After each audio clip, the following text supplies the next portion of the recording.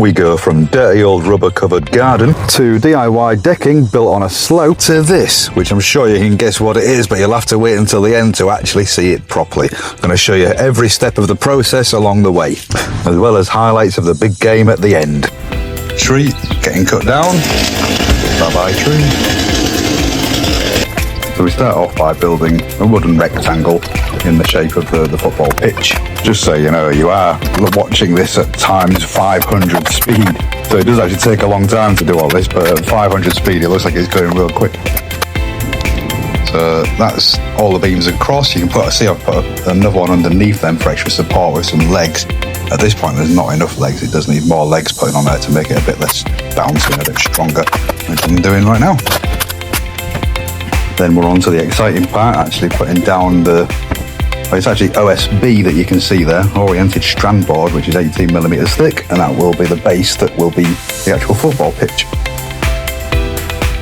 They can't even wait till it's finished, can they?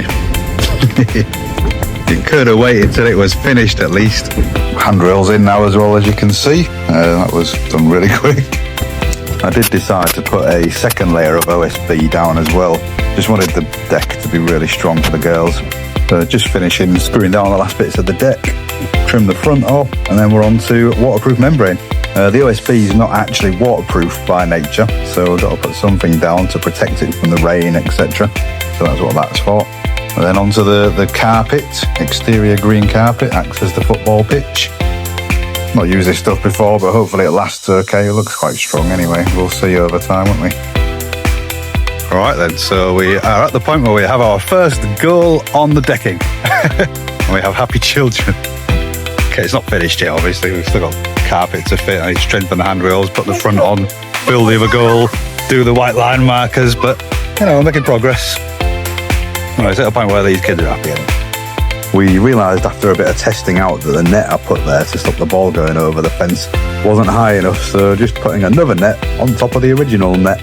Bit of extra strength on the fence part, just in case the girls decide to go flying headfirst towards the net. At least they won't get tied up in the net and fall down the back of the decking area. And now we're time for the second goal. We do cut the goals down so they're not quite as deep as they're supposed to be. So for this bit of carpet I decided to glue it down because it's right in the goal mouth. There's going to be a lot of foot traffic going there, loads of pins to hold it in place as well. I wanted it really strong because it's going to get a lot of wear on that joint between the small one and the big one. Then the front goes on. That's just to protect the carpet as people are stepping up because the carpet would wear out there really quickly. And then the exciting part of sweeping and... Oh, actually what I'm doing here is I'm making the goals smaller, so I'm trimming them down a bit, just so we've got more pitch space and less goal space.